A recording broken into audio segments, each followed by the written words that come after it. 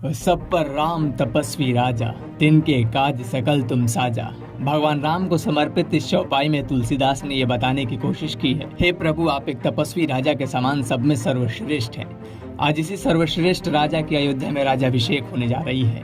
22 जनवरी की वो तारीख है जिस दिन राम अयोध्या में विराजमान होने जा रहे हैं। इतिहास की पट्टी पर लिखी करीब 500 साल पुरानी राम मंदिर की कहानी का क्षण अब बेहद पास है।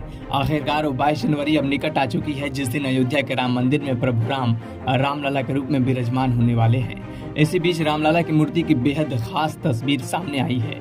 इस तस्वीर में उनके पूरे स्वरूप को देखा जा सकता है। हालांकि रामलला की ये तस्वीर गर्भगृह में लाने से पहले की है। अभी भगवान की आंखों में पट्टी बंधी हुई है। रामलला के विराजमान होने से पहले भले ही प्रभु राम की मूर्ति पर पट्टी बंधी गई हो, लेकिन इनके सौंदर्य रूप में उतना ही खासियत है जितना लोगों ने कल्पना भी नहीं की थी।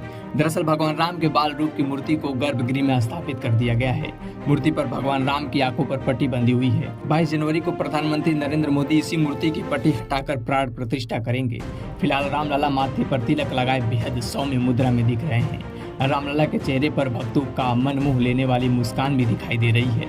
मूर्ति की विशेषताओं पर यदि हम नजर डालें तो मूर्ति श्यामशिला से बनाई गई है जिसकी आयु हजारों साल होती है। मूर्ति को जल से कोई नुकसान नहीं होगा। चंदन, रोली या सिंदूर लगाने से भी मूर्ति पर कोई खास प्रभाव नहीं पड़ेगा। मूर्ति का वजन करीब 200 किलोग्राम है। इसकी कुल ऊंचाई 4.24 फीट जबकि चौड़ाई 3 फीट है। कमल दल पर खड़ी मुद्रा में मूर्ति के हाथ में तीर और धनुष है। कृष्ण शैली में मूर्ति बनाई गई है। मूर्ति के ऊपर स्वास्तिक, ओम, चक्र, गदा और सूर्य भगवान विराजमान है। रामलला के चारों ओर आभा मंडल है। श्री राम की भुजाएं घुटनों तक लंबी है। मस्तक सुंदर, आंखें बड़ी और ललाट भव्य है।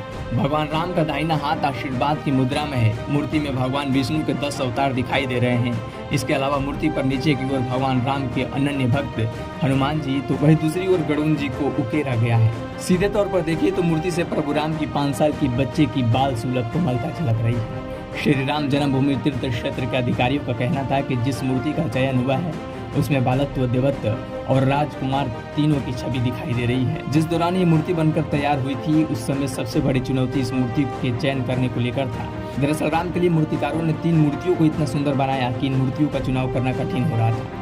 अंततः मंदिर तीर्थ क्षेत्र द्वारा बाल रूपी वाली मूर्ति को राम मंदिर के गर्भगृह में विराजने का फैसला लिया गया, जिसे मूर्तिकार अरुण योगीराज ने बनाया। अब चलते चलते इस मूर्ति की प्राण प्रतिष्ठा की पूजा विधि पर भी एक नजर डाल लेते हैं। प्रभु राम के बाल स्वरूप की इस मूर्ति को 22 जनवरी को विराजित किया जाएगा। इसको लेकर रामलला के विग्रह की पूजा की जाएगी और दोपहर मृगशिरा नक्षत्र में रामलला का अभिषेक किया जाएगा। पीएम नरेंद्र मोदी के हाथों श्री रामलला के विग्रह की प्राण प्रतिष्ठा होगी। रामलला रामनगरी की पंचकोसी की परिक्रमा भी करेंगे। तो ये उस भगवान की प्रतिमा के खासियतों के कुछ पहलू हैं जिसे दुनिया मर्यादा पुरुषोत्तम श्री राम कहती है। क्या सोचते हैं आप प्रभु राम को लेकर, हमें कमेंट बॉक्स में जरूर बताएं और ऐसे ही तथ्यात्मक कवरेज के लिए धीरज वाणी को सब्सक्राइब करना न भूलें।